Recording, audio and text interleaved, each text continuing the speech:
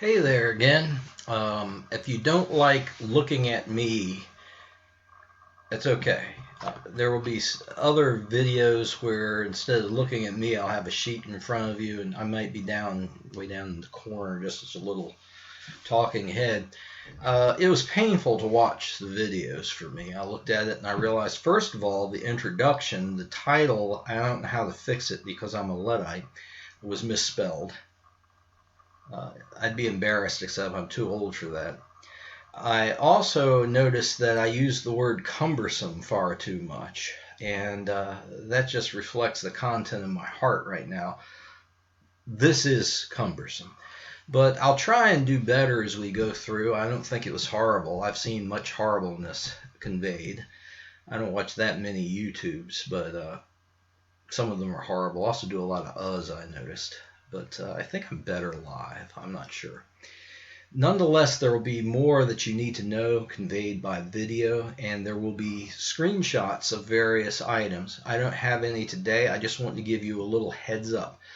This is largely about the employment documents, and I wanted to point out by the next class, you should have your version of a complete resume and letter of application. Those two documents should be complete. They should be intact, at least electronically, and I'll be giving you some ideas how to make them better. But before you take it too far, hopefully you've done a version, hopefully you've started.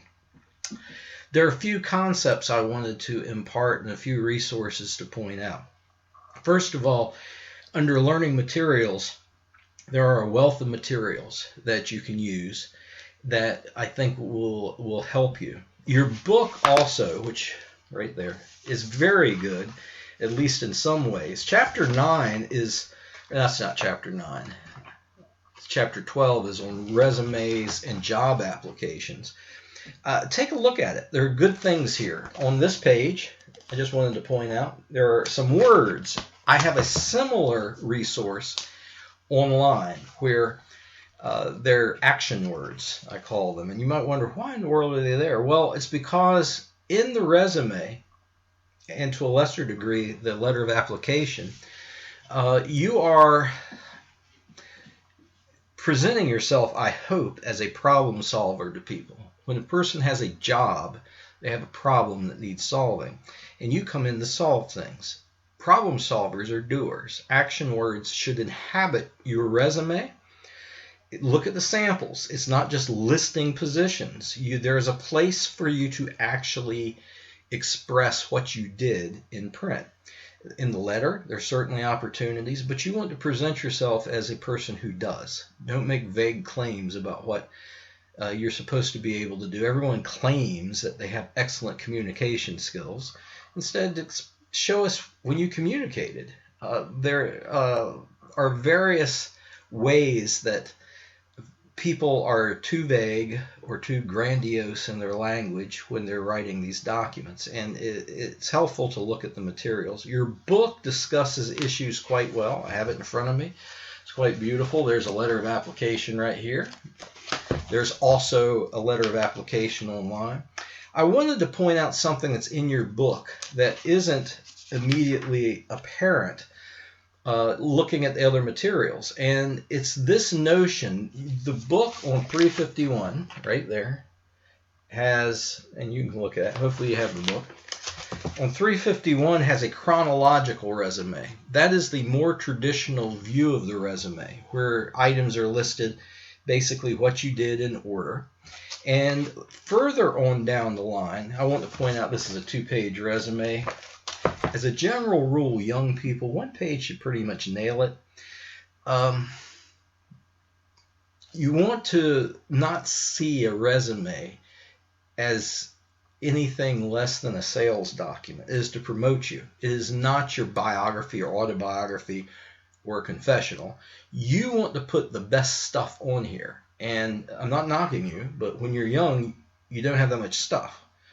And don't make a big deal of what isn't, but do know that you have ideas that you can present here. If you've gone to school, if you've had jobs, if you've worked even part-time, even if it's a lame job, You have attributes that you can convey in your resume. Now, in the resume and the letter of application and in the interview that we're not doing, that you have to do for real in the real world, make sure you never lie, never falsify, never say something that isn't true. It's morally wrong, and it's also illegal, and your employer has cause or reasonable cause to fire you for that alone. So you don't want to go there.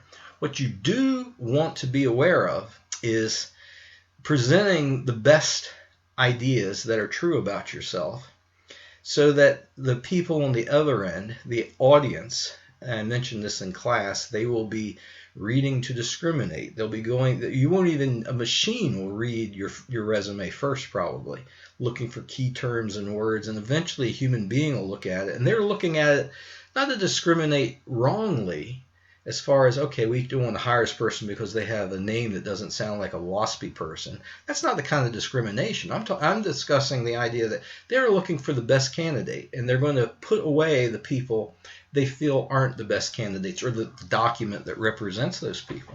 And out of the smaller pile, they'll make decisions about how much more they want to pursue it.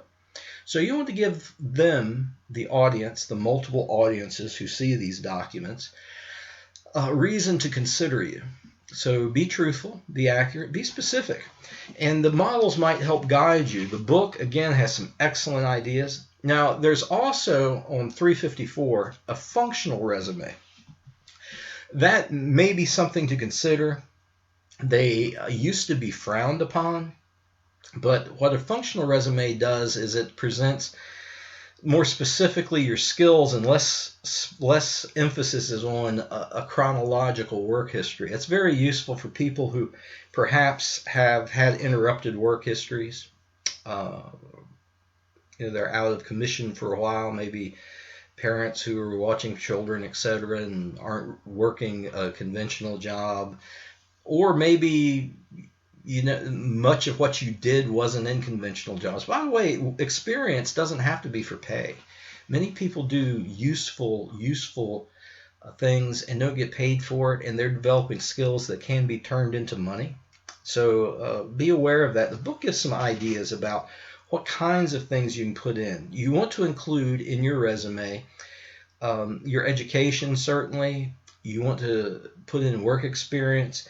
There are other ideas that you can put in as well. You can present activities that you've done that show that you're a good problem solver.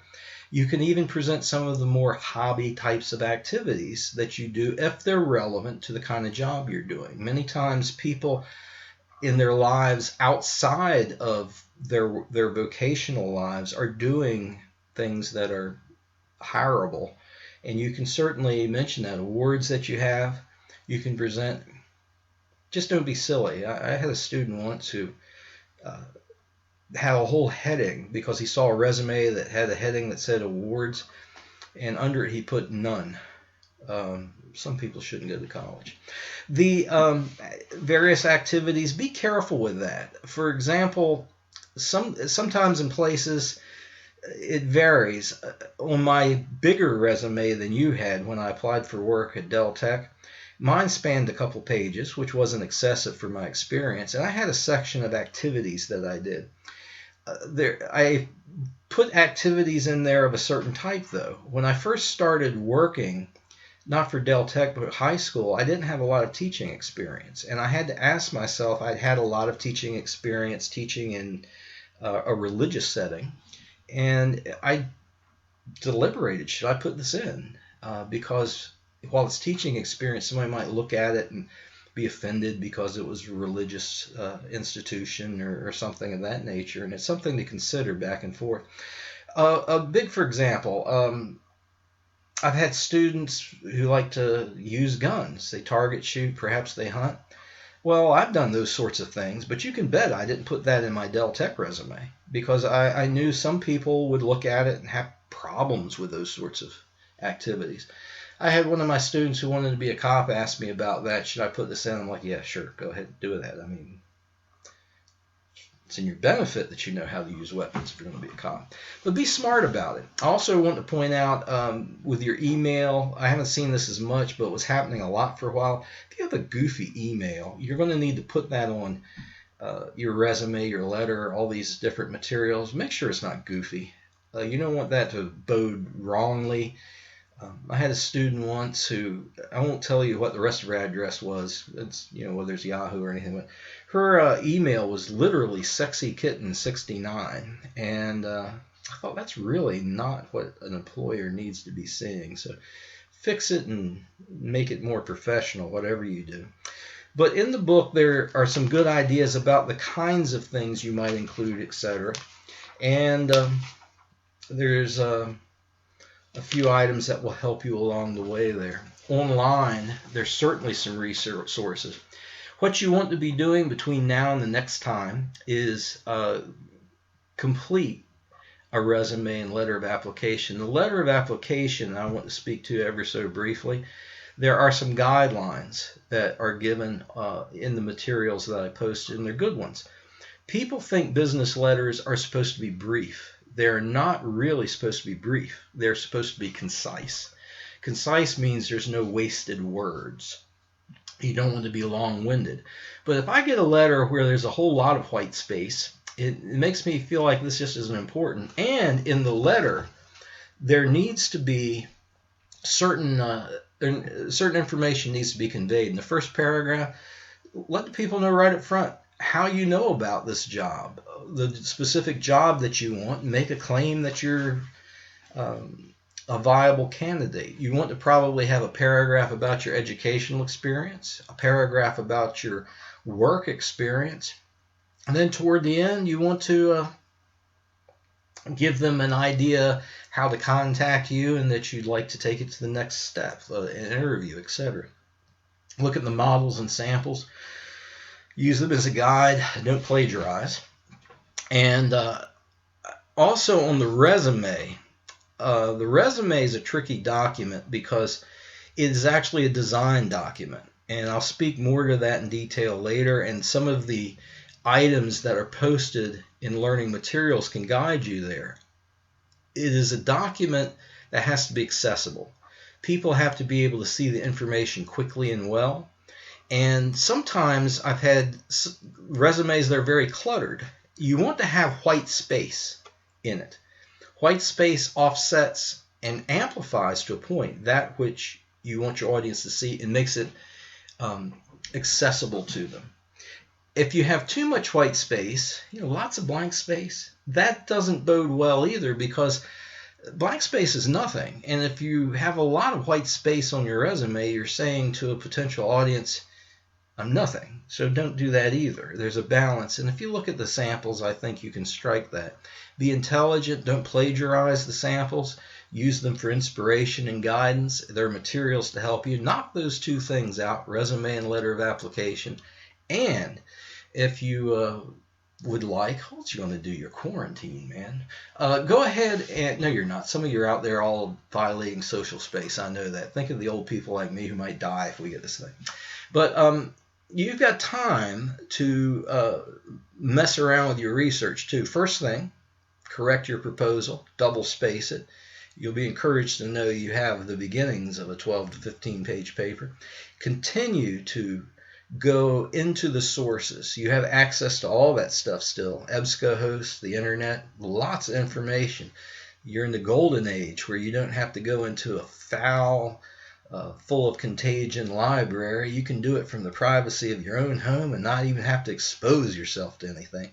Go out there and continue the research, constructing those little blocks, those chunks of meaning that are documented that eventually will make your paper longer, and just put them in under introduction, problem, solution.